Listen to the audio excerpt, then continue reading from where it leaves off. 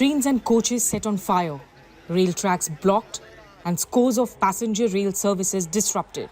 Young people out on the streets in several Indian states, including Bihar, Uttar Pradesh, Haryana, West Bengal, and Uttarakhand, expressing their anger over the Modi government's newly announced tour of duty recruitment plan for the armed forces.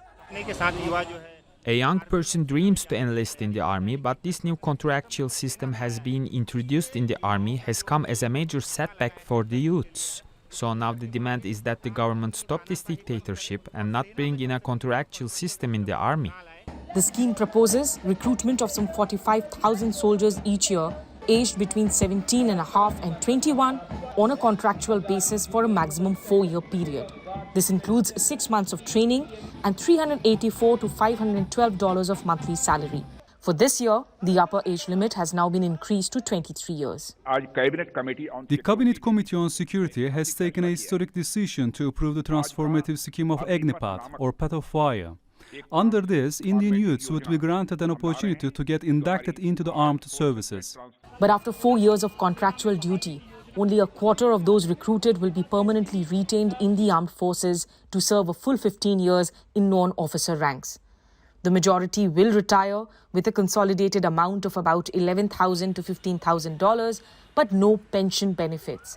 And finding alternate means of income with no adequate educational skill sets will be a difficult challenge. This is at the heart of the protests. So this is not the reason why people flock to the Army Armed Forces Recruitment Center, in my opinion.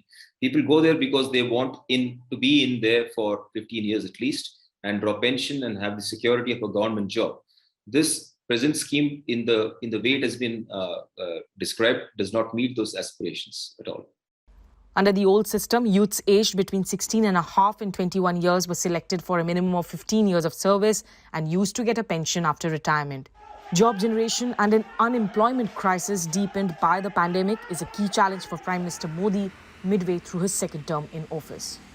The new recruitment plan essentially aims to reduce the massive government, pension and salary bills and free up funds for weapons and technology modernization.